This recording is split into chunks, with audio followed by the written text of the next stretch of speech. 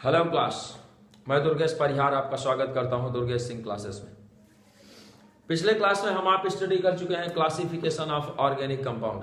आज कुछ छोटे छोटे टॉपिक्स हैं उनको हम आप देख लेते हैं, जैसे कि फंक्शनल ग्रुप, होमोलॉगस सीरीज, ये सब क्या होते हैं इनके बारे में जानकारी कर लेते हैं। चलिए, आज हमारा पहला टॉपिक है फंक्शनल ग्रुप। क्या है भाई? फंक्शनल ग्रुप, जिसको हम आप कहते हैं क्रियात्मक समूह। देखिए, आपको सारे के सारे क्रियात्मक समूह बता दिए गए हैं। सारे क्रियात्मक समूह आपको पिछले वीडियोस में बता दिए गए हैं और साथ ही साथ सबका जो है वरीयता क्रम आपको बता दिया गया है। इतनी सारी चीजें बताने के बाद अब आपको क्या बताया जा रहा है? क्रियात्मक समूह क्या है, क्रियात्मक समूह किसे कहते हैं। ठीक, अब हम आप देखेंगे क्रियात्मक समूह। तो क्रियात्मक समूह के बारे में हम आप कहेंगे कि कार्बनिक यौगिकों में उपस्थित वह परमाणु या परमाणु समूह, कार्बनिक यौगिकों में उपस्थित वह परमाणु या परमाणु समूह जो कार्बनिक यौगिक के भौतिक एवं रासायनिक गुणों का निर्धारण करता है, फंक्शनल ग्रुप कहलाता है, क्रियात्मक समूह कहलाता है। क्या कहेंगे भाई? नोट कर लीजिए, कार्बनिक यौगिक में उपस्थित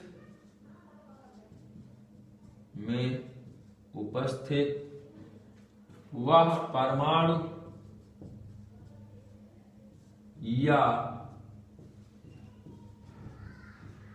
परमाणु समूह जो उस यौगिक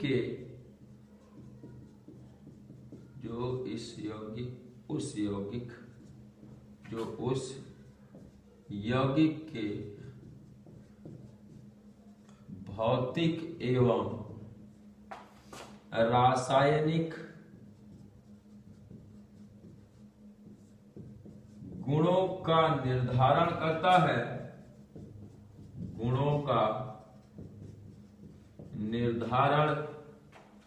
करता है,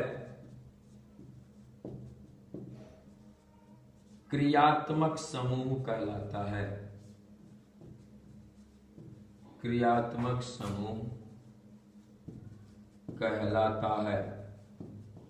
ठीक, जैसे आपका 18 ठो क्रियात्मक समूह आपको बताए जा चुके हैं भैया। सबसे पहला कार्बोक्सिलिक एसिड, फिर सल्फोनिक एसिड, एनहाइड्राइड, एस्टर, और उसके बाद आपका आ जाता है ketone, aldehyde, ketone, cyanide, isocyanide, thiocyanide, alcohol, thiol, halogen, nitro, ether. ये सारे बहुत सारे आपको 18 फंक्शनल ग्रुप आपको टोटल बता दिए गए हैं। तो उनमें आप देखे होंगे कि केवल 2 आपके ऐसे थे जो कि बॉन्ड डिपेंडेंट थे, बाकी सारे के सारे आपको क्या मिले थे भैया? बाकी जितने भी आपको मिले थे, कोई कार्बन से जुड़ा हुआ था, किसी में आपका OH समूह था, किसी में आपका SH था, हैलोजन था, नाइट्रो समूह था। ठीक है ना? तो ये सब के सब क्या हैं? फंक्शनल ग्रुप हैं। और इन्हीं फंक्शनल ग्रुप के अकॉर्डिंग हम आप डिसाइड करते हैं कि किसी कंपाउंड का जो फिजिकल नेचर है या किसी कंपाउंड का जो केमिकल नेचर है वो क्या होगा, वो किस प्रकार का रिएक्शन करेगा, इसी से हम आपको पता चल जाता है। तो कार्बनिक यौगिक किन्हें कहें, फंक्शनल ग्रुप किसे कहेंगे? कार्बनिक यौगिक से जुड़ा हुआ वह परमाणु या परमाणु समूह जो उसके भौतिक एवं रासायनिक गुणों का निर्धारण करता है, क्रियात्मक समूह कहलाता है। कार्बनिक यौगिक से जुड़ा हुआ वह परमाणु या परमाणु समूह जो उसके गुणों का निर्धारण करता है, क्रियात्मक समूह कहलाता है। Is it clear? चलिए आगे बढ़ते हैं। अगला हेडिंग हमारा होगा होमोलॉगस सीरीज, समजातीय श्रेणी या सजातीय श्रेणी। क्या कहेंगे? समजातीय श्रेणी या सजातीय श्रेणी। इसको आप नोट कर चुके होंगे, होमोलॉगस सीरीज। अगला पॉइंट हमारा क्या है? Homologous series.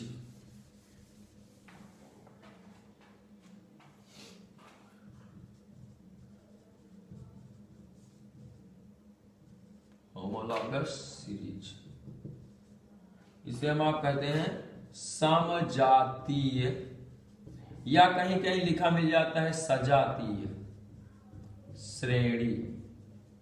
समजातीय या सजातीय श्रेणी।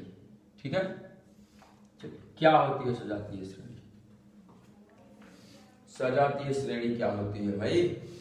समान क्रियात्मक समूह वाले यौगिक, समान क्रियात्मक समूह वाले यौगिक की वह सीरीज, यौगिकों की वह सीरीज जिनमें फंक्शनल ग्रुप क्या होना चाहिए? फंक्शनल ग्रुप हमारा एकदम सेम होना चाहिए, फंक्शनल ग्रुप में कोई परिवर्तन नहीं होना चाहिए, क्रियात्मक समूह हमारा समान रहेगा। तो समान क्रियात्मक समूह वाले ऐसे यौगिक या ऐसे यौगिकों की ऐसी श्रेणी या सीरीज जिनके अणुभार में 14 का तथा अणुसूत्र में CH2 का अंतर होता है, सजातीय श्रेणी कहलाती है। समान क्रियात्मक समूह वाले, क्या लिखेंगे? समान क्रियात्मक समूह वाले यौगिकों की वह श्रेणी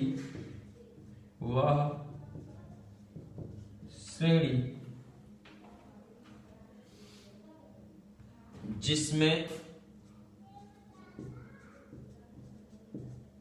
चाहे इसको हम आप श्रेणी कहें या क्रम कह सकते हैं, वह श्रेणी जिसमें अणुसूत्र में CH2 तथा अणुभार में 14 का अंतर होता है,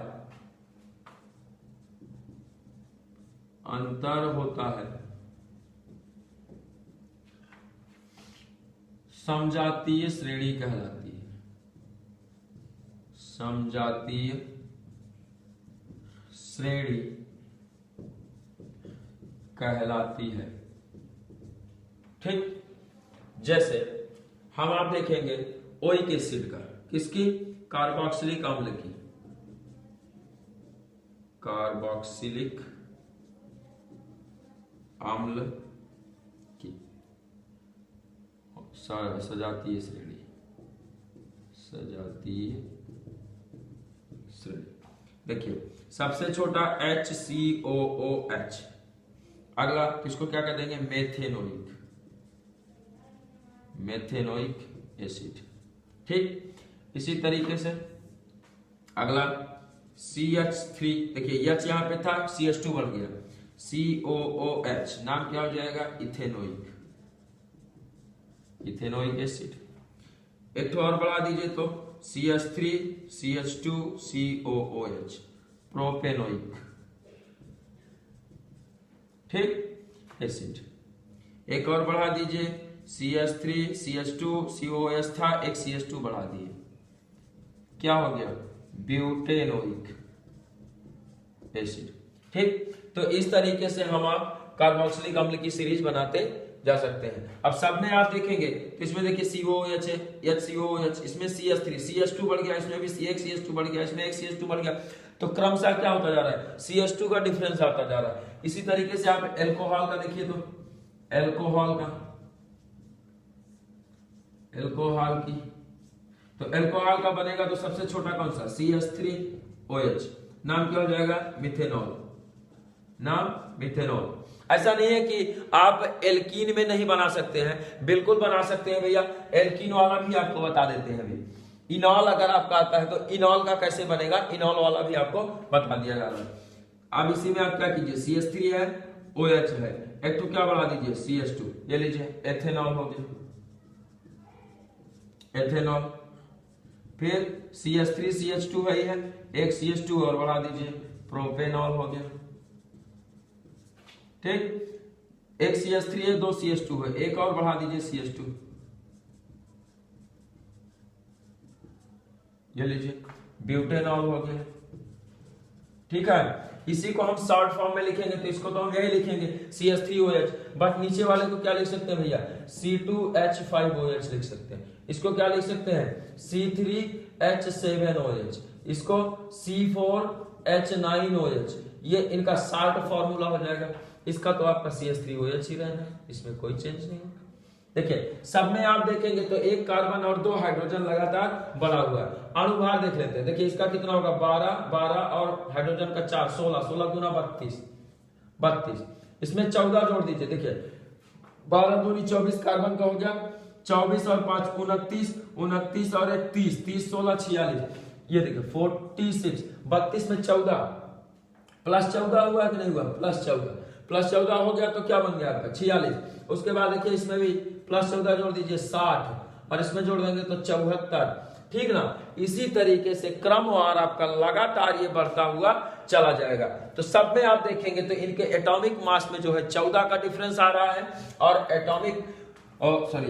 मॉलिक्यूलर फार्मूले में कितने का अंतर आ रहा है। मॉलिक्यूलर फार्मूले का हम आप देखेंगे तो CH2 का अंतर आ रहा है। क्लियर। तो ऐसी सीरीज को हम क्या कहते हैं, होमोलॉगस सीरीज कहते हैं। चलिए एक आध एल्कीन और एल्काइन का देख लेते हैं, ठीक है।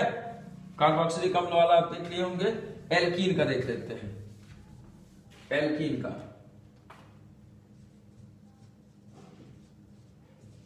का बनाएंगे तो सबसे छोटा हमारा CH2 डबल बॉन्ड CH2, एक तो CH2 बढ़ा दीजिए तो इसको क्या कहेंगे एथीन, क्या कह देंगे ethene. CH3 CH double bond CH2 propene. इसी तरीके से CH3 CH2 CH double bond CH2, इसका नाम क्या हो जाएगा भाई, इसका नाम हो जाएगा ब्यूटीन, ठीक। इसी एक CH2 और बढ़ा दीजिए, CH3 CH2 CH double bond CH2 pentene, ठीक है ना। इसी तरीके से आप सबका बना सकते हैं। आयन का बनाना है, एक एक हाइड्रोजन और आप कम करते चले जाइए दोनों तरफ के कार्बन से।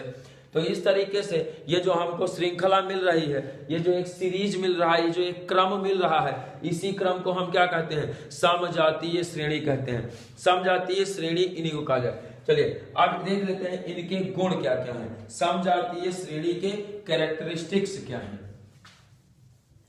नोट कर लिए होंगे आप, और नहीं किए हैं तो अपने दिमाग का प्रयोग कीजिए। बिल्कुल हल्की सी चीज है, एक बार में समझ में आ जाएगा। ज्यादातर चीजें आप केमिस्ट्री में अभ्यास करने का प्रयास कीजिए, क्योंकि ऑर्गेनिक केमिस्ट्री आपके अभ्यास पे डिपेंडेंट है। चलिए इसके कैरेक्टरिस्टिक्स क्या हैं, कैरेक्टरिस्टिक्स यानी कि गुण क्या क्या है। सबसे पहला समझिए, क्रियात्मक समूह समान होता है, यानी कि फंक्शनल ग्रुप समान होगा, ठीक है। सेकंड क्या आ जाएगा, देख रहे हैं अणु सूत्र में CH2 का अंतर, अणु सूत्र में CH2 का अंतर, अणुभार में 14 का अंतर, ठीक। और भौतिक गुणों में क्रमिक परिवर्तन, भौतिक गुणों में क्रमिक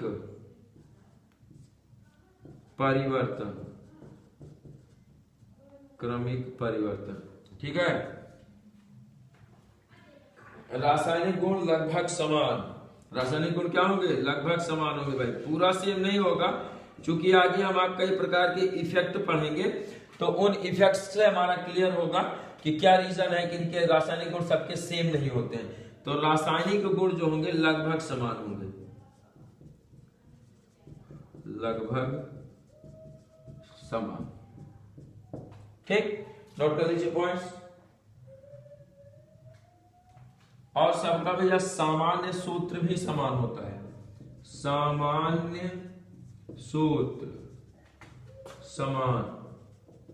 जैसे मान लीजिए एल्कोहल का सामान्य सूत्र लिखना हुआ, एल्कोहल का सामान्य सूत्र, तो हम आप क्या लिखेंगे, CnH2n+1OH, क्या लिख देंगे, CnH2n+1OH, ठीक है ना। इसी तरीके से अगर हाइड्रोजन का लिखना हुआ तो हाइलो एल्केन का, किसका, हाइलो एल्केन का, ठीक है, सामान्य सूत्र, तो क्या लिखेंगे, CnH2n+2 H2n + 1 x लिख देंगे। देख रहे हैं, अब चाहे हम इससे मेथेनॉल बनाए, चाहे जो है प्रोपेनॉल बनाए, चाहे पेंटेनॉल, चाहे हेप्टेनॉल, चाहे डेकेनॉल बना ले, इसमें चाहे हम आप क्लोरोमेथेन बनाए और चाहे भैया क्लोरोपेंटेन बनाए, चाहे क्लोरोब्यूटेन बनाए, फार्मूला हमको आपको यही लगाना है। नंबर ऑफ कार्बन एटम हमको आपको पता होना चाहिए वर्ड रूट के अकॉर्डिंग, बस उसी के अकॉर्डिंग हम क्या कर सकते हैं, कोई भी इसका यौगिक जो है हम आप बना सकते हैं। ठीक है, समझ में आ रहा है? चलिए अगला हम आप देखेंगे, जो नेक्स्ट क्लास हमारा होगा आइसोमेरिज्म। क्या होगा? आइसोमेरिज्म, समअवयवता। आप इसको नोट कर लीजिए, और नोट करने से अच्छा खर्च से जल्दी क्या ले लीजिए, स्क्रीनशॉट ले लीजिए, तो आपको आइसोमेरिज्म आपकी शुरू कर देते हैं। चलिए स्क्रीनशॉट ले लीजिए, जल्दी से ले लिए होंगे, आगे बढ़ते हैं।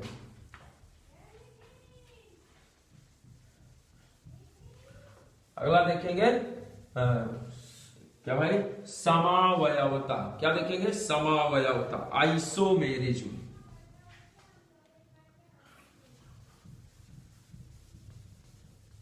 अब हम आप देखेंगे समावयवता, आइसोमेरिज्म।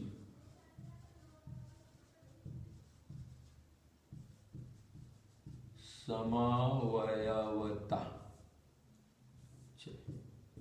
इसको देख लेते हैं भाई, समावयवता क्या है। नाम को आप ध्यान से देखिए तो क्या कह रहा है, सम धन अवयवता, सम धन अवयवता, यानी कि अवयव समान। अवयव क्या होंगे? समान। और किसी भी ऑर्गेनिक कंपाउंड के मेन अवयव क्या है? कार्बन और हाइड्रोजन, कार्बन और हाइड्रोजन।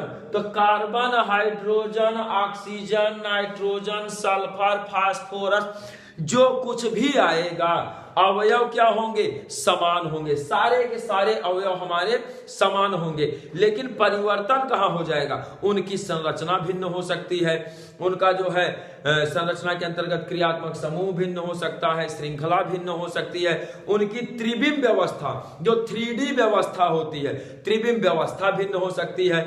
हो सकता है कि उनमें से कोई ऐसा हो जो प्रकाश को की दिशा को बदल देता हो, ध्रुवित प्रकाश को, कुछ ऐसे हो सकते हैं जो प्रकाश को ना बदलते हो।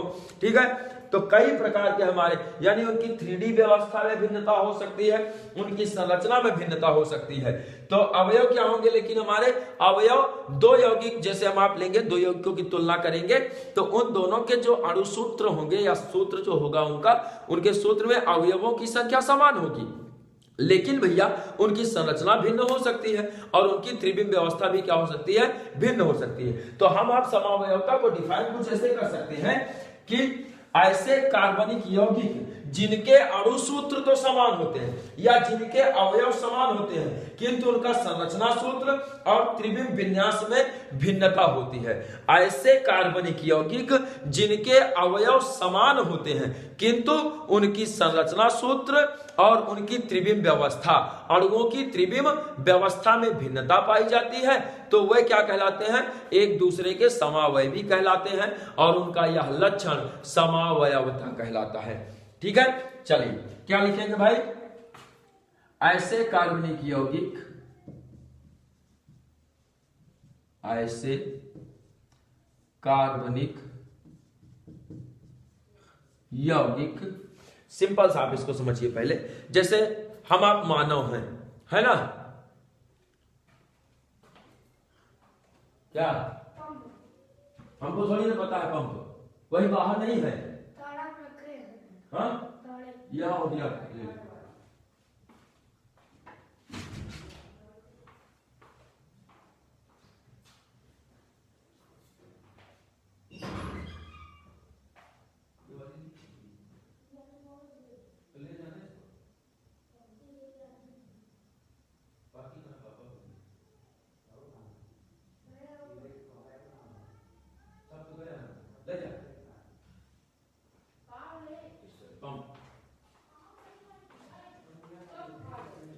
चलिए आगे देखते हैं। सॉरी, थोड़ा सा डिस्टर्बेंस हो जाता है कभी कभार, क्लास के बीच में डिस्टर्बेंस होता है तो मूड डिस्टर्ब हो जाता है। तो सिंपल से समझिए, जैसे कोई एक लड़का है तो हर लड़के के पास क्या होता है, 2 हाथ होते हैं, 2 आंख होते हैं, नाक होता है, कान होता है, मुंह होता है, सब कुछ तो होता है ना। तो सभी लड़के क्या सब, इसीलिए सबको क्या कहता है, मानव। क्या कहता है, मानव। मानव में देखिए आप संरचना में भिन्नता समझिए, एक तो मेल होता है, दूसरा फीमेल होता है। उन दोनों का जो स्ट्रक्चर होता है, दोनों का जो बॉडी होता है, बॉडी का जो बनावट है ना, बनावट में थोड़ी थोड़ी भिन्नता होती है। तो उसको हम क्या कर सकते हैं, समावयवी। अब देखिए लड़का और लड़की में अब समावयवता नहीं है, क्योंकि उनकी बॉडी के जो अवयव है, पार्ट्स हैं, वो सबके सब डिफर होते हैं लड़कों की तुलना में। ज्यादातर तो मिलते जुलते हैं, लेकिन कुछ पार्ट्स होते हैं एकदम डिफर होते हैं। लेकिन लड़के लड़के का देखेंगे तो सारे के सारे पार्ट सेम है, लेकिन भैया उनके नाम, उनके काम, सब में क्या होता है, भिन्नता होती है। इसीलिए वो सभी लड़के एक दूसरे के समावयवी हैं और सभी की सभी लड़कियां एक दूसरे की समावयवी हैं, लेकिन कंडीशन के अकॉर्डिंग वो एक दूसरे के क्या है, सिर्फ समावयवी हैं, ना कि हर लड़की एक ही है, ठीक है, या हर लड़का एक है, ठीक। तो उसी तरीके से समझिए कि इसमें आपका यौगिकों का जो अवयव होगा वो सेम होगा, बट उनकी व्यवस्था जो है, त्रिविम व्यवस्था, और उनकी संरचना भिन्न भिन्न होगी। तो क्या कहेंगे, ऐसे कार्बनिक यौगिक जिनके अवयव समान होते हैं, जिनके अवयव समान होते हैं किंतु संरचना सूत्र व त्रिविम विन्यास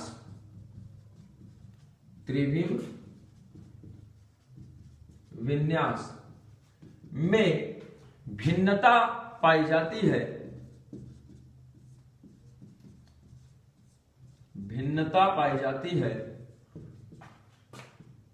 एक दूसरे के समावयवी कहलाते हैं,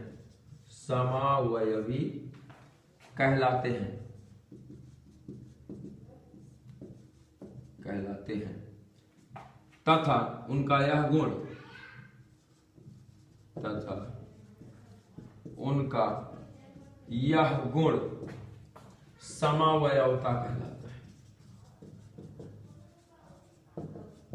समावयवता कहलाता है। ठीक है, जल्दी से नोट कीजिए, क्लासिफिकेशन इसका कर लेते हैं हम। आप जल्दी से स्क्रीनशॉट लीजिए, क्लासिफिकेशन भी बता देते हैं। हो गया होगा, चलिए क्लासिफिकेशन, आइसोमेरिज्म का क्लासिफिकेशन, कितने टाइप में इसको बांटा गया है। देखिए 2 मेन हमारे हो गए, कौन क्या क्या भिन्न होगा भाई, अवयव तो समान होंगे ना, तो भिन्नता क्या क्या होगी, एक तो भिन्नता होगी संरचना यानी कि संरचनात्मक समावयवता, और दूसरा क्या भिन्न होगा, त्रिविम व्यवस्था, तो त्रिविम समावयवता। तो आइसोमेरिज्म 2 टाइप का हो गया, कौन कौन सा भाई, आइसोमेरिज्म कितने पार्ट में डिवाइड कर दिया गया इसको, 2 पार्ट में।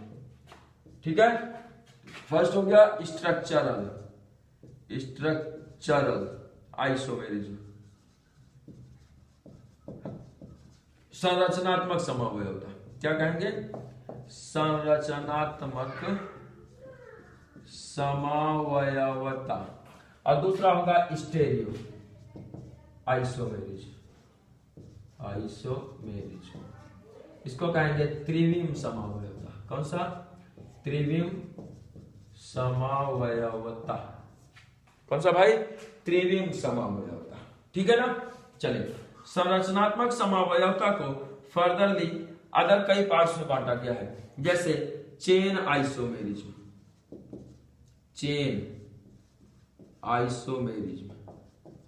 इसको हम आप कहेंगे श्रृंखला, क्या कहेंगे, श्रृंखला समावयवता। सेकंड हो जाएगा पोजीशन आइसोमेरिज्म, स्थान या स्थिति। थर्ड हो जाएगा फंक्शनल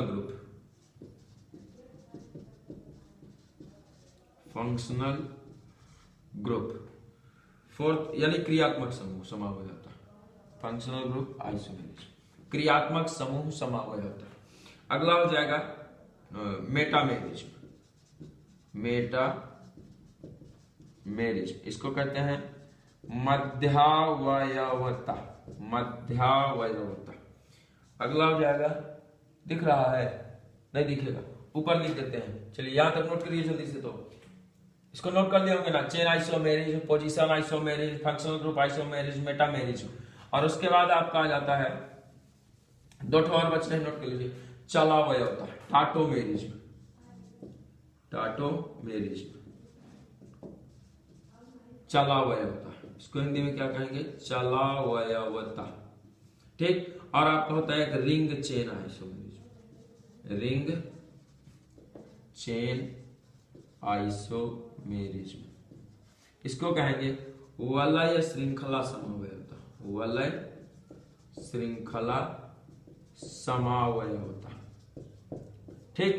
तो इस तरीके से 6 प्रकार के हमारे स्ट्रक्चरल आइसोमेरिज्म होते हैं। कितने प्रकार के भाई? 6 प्रकार की संरचनात्मक समावयवताएं होती हैं। ठीक। पहला कौन सा? पहला आपको बता दिया कौन सा भैया? चेन आइसोमेरिज्म, दूसरा पोजीशन आइसोमेरिज्म, तीसरा फंक्शनल ग्रुप आइसोमेरिज्म, चौथा मेटामेरिज्म, पांचवा आपका जो है हो गया टाटोमेरिज्म, और छठवां क्या है? Ring chain isomerism. त्रिविम समावयवता को देख लेते हैं। ये 2 प्रकार की होती है, एक होती है कन्फर्मेशनल और दूसरा होता है कॉन्फिगरेशनल। कौन सा? Conformational and configurational.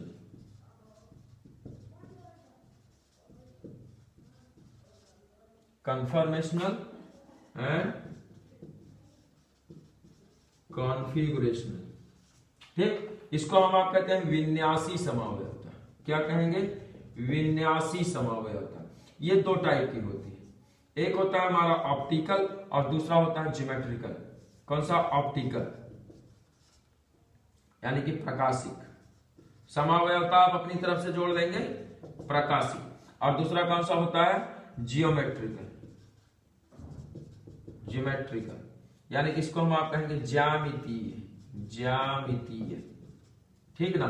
प्रकाशिक समावयवता और ज्यामितीय समावयवता। और कॉन्फिगरेशनल को हम आप कहते हैं संरूपी समावयवता। क्या कहेंगे? संरूपी समावयवता। ठीक। नोट कर लीजिए आप जल्दी से। इधर वाला अगर आपका कुछ छूट रहा है तो शॉर्ट फॉर्म में फिर से लिख दे रहे हैं, अगर बहुत जल्दी लिख दिए हैं तो चलिए फिर से बता देते हैं आपको कौन कौन सा होता है। अंग्रेजी में लिख दे रहे हैं जल्दी जल्दी से। पहला आपका होता है चेन आइसोमेरिज्म। कौन सा? चेन आइसोमेरिज्म, श्रृंखला समावयवता। दूसरा होता है पोजीशन, पोजीशन आइसोमेरिज्म। तीसरा होता है फंक्शनल ग्रुप, फंक्शनल ग्रुप। चौथा है मेटामेरिज्म, मेटामेरिज्म, मध्यावयवता। पांचवा है टाटोमेरिज्म, टाटोमेरिज्म, टाटोमेरिज्म। और छठवां है ring chain isomerism, ring chain isomerism. ठीक। तो ये 6 प्रकार की आइसोमेरिज्म हमारी आपकी इसमें पाई जाती है। नोट कर लीजिए जल्दी से। और आशा करता हूं कि आपको वीडियो बहुत ही पसंद आया होगा। और अगर आप चैनल पर नए हैं तो चैनल को सब्सक्राइब कीजिए, साथ में बेल आइकन दबाना बिल्कुल ना भूलिए, ताकि जैसे ही कोई नया वीडियो अपलोड किया जाए आपको तुरंत उसका नोटिफिकेशन आपके पास पहुंच जाए। और लगातार चैनल के साथ बने रहिए। वीडियो पसंद आया है तो लाइक कीजिए, शेयर कीजिए। धन्यवाद। जय हिंद।